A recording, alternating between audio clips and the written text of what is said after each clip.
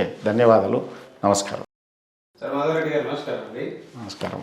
ఇవాళ రేపు వాళ్ళ పిల్లలు ఎప్పుడు కూడా ఫోన్తోనే ఉంటారని చెప్పేసి చాలామంది తల్లిదండ్రులు ఇబ్బంది పడుతున్నారు.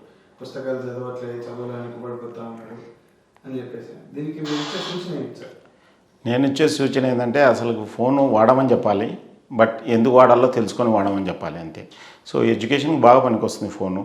చాలా యాప్స్ ఉన్నాయి చదువులకు సంబంధించినవి, చాలా యూట్యూబ్లో వీడియోస్ ఉన్నాయి. కాకపోతే పిల్లలకి ఎప్పుడైతే దాని పర్పస్ను ఆలోచింపజేసేటట్లు చేస్తే అది చాలా ఉపయోగం. వాళ్ళు ఎప్పటికీ పర్పస్ కాకుండా వేరే దానికి వాడుతుంటే మాత్రం కంపల్సరీ వాళ్ళని రిస్ట్రిక్ట్ చేయడం బెటరు. బట్ దానికంటే ముందు వాళ్ళ తల్లిదండ్రులు దేనికి వాడుతున్నారో పిల్లలకి తెలియాలి. అప్పుడు పిల్లలు మంచిగా వాడుకోవడం స్టార్ట్ చేస్తారన్నట్టు. తల్లిదండ్రులు జబర్దస్త్ రీల్స్ చూస్తుంటే పిల్లలు కూడా జబర్దస్త్ రీల్స్ చూస్తారన్నట్టు. సో మనం చేయాల్సింది ఏంటంటే యాజ్ ఏ పేరెంట్స్గా మన పర్పస్ ఎందుకు వాడుతున్నాం, మన పోస్టులు, మన కామెంట్స్ ఇవన్నీ పిల్లలు గమనిస్తుంటారు యాక్చువల్గా. సో అది తల్లిదండ్రులు మెయింటైన్ చేస్తే ఇంకా వాళ్ళే ఎగ్జాంపుల్ అవుతారు పిల్లలకి. అంతకంటే మనం ఎక్కువ చెప్పలేమన్నట్టు. మంచి పర్పస్ కోసం వాడాలని చెప్పేసి అని అంటున్నారు, కానీ ఈరోజు ఆ పర్పస్ కాకుండా మరో విధంగా చదువుతున్నారు. ఇట్లా కట్టడి ఎట్లా చేయాలంటారు? కట్టడే ఉండదు, అర్థం చేయించడమే కట్టడి. కట్టడి అంటే ఇదేం పశువు కాదు, లేకపోతే కోడి కాదు, పావురం కాదు కట్టడి చేయడానికి. సో మనిషికి అర్థం చేయించడమే. అదే అర్థం చేయించడం అంటే అర్థం చేయించడమే. సో ఖచ్చితంగా వాళ్ళకి subject related videos parents stitch చేసి చూపించచ్చు, లేకపోతే ఎవరైనా ఎక్స్పర్ట్స్తో చెప్పియచ్చు. సో ఆ రకంగా వాళ్ళను రైట్ వేలో ఎంగేజ్ చేయాలి. ఆ ఫన్ వీడియోలు కావచ్చు, ఇంకోటి వీడియోలు ఓకే, ఫన్ కూడా కొంత టైం కేటాయించి ఆ టైం తర్వాత కంపల్సరీ వాళ్ళను చదువుకు సంబంధించినవి వాడమనేటట్టు చెప్పాలన్నమాట. ఇదే మొబైల్ ద్వారా ఎన్ని అద్భుతాలు చేయొచ్చు, ఇదే మొబైల్ ద్వారా ఎంత కెరీర్ బిల్డ్ చేసుకోవచ్చు, ఇవన్నీ వాళ్ళకి తెలియజెప్తే అంటే రాత్రి అర్థం చేసుకుంటారని ఎక్కడా లేదు. కాకపోతే స్లోగా కంటిన్యూస్గా లైక్ స్టెప్ బై స్టెప్. మనం ఒక బిల్డింగ్ కట్టాలని కానీ బ్రిక్ బై బ్రిక్కే ద్వారానే వీలవుతుంది, కానీ అన్ని బ్రిక్స్ ఒకటేసారి కుమ్మరించిన మాత్రం బిల్డింగ్ కాదు కదా.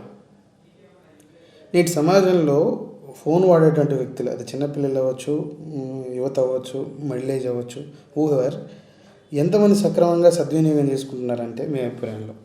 సో అది 100, 50, 40, 30 అక్యురేట్గా కాదు, మీకు సింపుల్గా చెప్పాలంటే, వెరీ సింపుల్గా చెప్పాలంటే ప్రాబ్లీ ఒక 5 to 10% కూడా డౌటే. ఎందుకంటే వెరీ సింపుల్.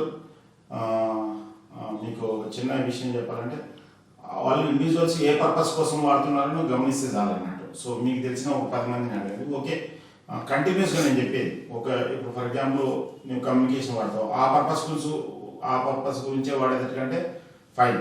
బట్ ఆ పర్పస్ కాకుండా వీడియోస్ ఊరికి బ్రౌజింగ్ చేయడము, వీడియోస్ అన్ని చూడడము, ఫేస్బుక్లోను, ఇన్స్టాగ్రామ్లోను ఎవరితో టచ్లో ఉండడం, ఇట్లాంటివన్నీ చేస్తున్నాను, ఇది అన్వాంటెడ్ అన్నట్టు. సో మీరు మీ చుట్టుపక్కల ఉండే ఒక 10-100 మందిని చూడండి, ఏ పర్పస్ కోసం వాడుతున్నారు చూడండి. ఆ పర్పస్ కాకుండా కంటిన్యూస్గా వాళ్ళు ఏదైనా రకరకాల వీడియోలు, రకరకాల సైట్లు చూస్తున్నారంటే అది అన్వాంటెడ్ అన్నట్టు. సో ఏ రకంగా చూసినా మ్యాక్సిమం 5% సక్రమంగా వినియోగించుకుంటుంటారని నేను అనుకుంటున్నాను. సార్, అన్వాంటెడ్గా అంటే వాళ్ళ తప్పిదం కారణం చేతనా, లేకపోతే అంత అట్రాక్టివ్గా కొన్ని చేయడం వల్ల అంటారా సైట్లు? ఇక్కడ విషయం ఏంటంటే ఇంతకుముందే చెప్పినాను నేను, కత్తి 1 రూమ్కి వాడుకోవాలి, ఒకే పని ఉంది, అగ్గిపెట్టె 1 రూమ్కి వాడుకోవాలి. సో పెట్రోలు బండిలో పోయాలి. ఆ 3 పర్పస్లు కాకుండా దాన్ని వేరే పర్పస్కి వాడుకున్నారంటే అవి ఎలా ఇబ్బంది గురి చేస్తాయో సేమ్ మొబైల్ కూడా ఆ పర్స్పెక్టివ్లోనే చూడాలి. నేనేం చెప్తున్నాను, మొబైల్ కమ్యూనికేషన్ వాడుకోండి. మొబైల్ ఏదైనా మీరు ఎగ్జామ్ అప్లికేషన్కి ఏదైనా ఉంటే దానికి ఫిల్అప్ చేయడానికి వాడుకోండి, ఎవరితో ఫ్రెండ్స్తో కలవడానికి. ఫర్ ఎగ్జాంపుల్ నేను ఈ ఆఫీస్కి వచ్చినాను, నీకు వచ్చే ముందు ఫోన్ చేసినాను, దట్స్ ఫైన్. అంతేగాని మొబైల్ ఉంది కదా అని ఊరికి గీక్కుంటా రీల్స్ అన్ని చూసుకుంటున్నాను అనుకో, చేయి నొప్పిస్తుంది అని రీల్స్ ఖతం కావాలి. సో అది అర్థం చేసుకోండి. చివరిగా సార్, ఇవాళ రేపు వాళ్ళ పిల్లలని జూ పార్కో, లేకపోతే ఈ సినిమా థియేటర్కో, లేకపోతే ఇంటి నేరుగా ఉన్నట్టు ఇంకో పార్కో, ఇంకో చోటుకో తీసుకెళ్తా ఉన్నారు. కానీ ఈ మొబైల్ వాడకం అలా అయితే సోషల్కి సంబంధించినటువంటి ఈ సైబర్ క్రైమ్స్ ఏవైతేనో వీటి అవేర్నెస్ ప్రోగ్రామ్స్ మీరు కానీ మీలాంటి వ్యక్తులు చాలామంది కండక్ట్ చేస్తుంటారు, వీటి వైపు ఎందుకని చెప్పేసి పేరెంట్స్ చూడట్లేదంటారు? మనం కరెక్ట్ వాళ్ళని అక్యూజ్ చేయకూడదు, కానీ వాళ్ళకు తెలియట్లేదు దీని తీవ్రత, ప్రాబ్లం ఇవన్నీ. తర్వాత లాస్ట్కు మెంటలీ డిస్టర్బ్ అయినాక మన దగ్గరకు వస్తున్నారు, కానీ అప్పటికి మనం జరగాల్సిన డ్యామేజ్ జరిగిపోయింది కాబట్టి మనం కూడా ఏం చేయలేము. ఎరగడ మెంటల్ హాస్పిటల్లో జాయిన్ చేయించడం, లేకపోతే సైకాలజిస్ట్కి పంపించడం, ఇవన్నీ ప్రివెన్షన్ స్టేజ్లోనే ఈజీ చేయొచ్చు అన్నట్టు. లైక్ క్లాస్ రూమ్లో, విద్యాలయాల్లో ముఖ్యంగా ఈ మొబైల్ ఎలా ఉపయోగించుకోవచ్చు, ఎలా డేంజర్స్ ఉంటాయి ఏంటి, ఈవెన్ టు ది ఎక్స్టెంట్ కంపెనీస్లో కూడా కాదు. ఎందుకంటే నాకు ఈరోజు మధ్యాహ్నం ఒక అబ్బాయి ఫోన్ చేసినాడు. I think is working in Accenture అనుకుంటా. 70 లక్షలు ఆన్లైన్ బెట్టింగ్లో పోగొట్టుకున్నాడంట. రేపు పొద్దున ఉదయం వచ్చి కలుస్తానన్నాడంట ఆ అబ్బాయి. సో పేర్లు వినే అవసరం లేదు, బట్ విషయం ఇట్లా చాలా దారుణంగా జరిగిపోతున్నాయి అన్నట్టు. సో విషయం ఏంటంటే అవగాహన లేకపోవడం వల్ల ఎవడైనా తనంతా తాను 70 లక్షలు పోగొట్టుకుంటాడో చెప్పండి. సో యాక్చువల్గా మనం పాయిజన్ తీసుకున్నప్పుడు బతుకుతాం అనేది ఉండదు అన్నట్టు. It's like poison. అతను మొబైల్ ద్వారానే పోగొట్టుకోలేదు, అదేమి వాడొచ్చి ఇంటికి వచ్చి ఎత్తపోలేదు అన్నట్టు. సో తను వాడేటువంటి ఒక 20,000 రూపాయల ఫోన్ తను 70 లక్షలు పోగొట్టుకోవడానికి కారణం ఏంటంటారు? అంతే. సో నేను చెప్పేది కత్తిని కత్తిలకు వాడాలా, సుత్తిని సుత్తిలకు వాడాలా. సుత్తిని కత్తిలకు వాడినా, కత్తిని సుత్తిలకు వాడినా అది పనిచేయదు.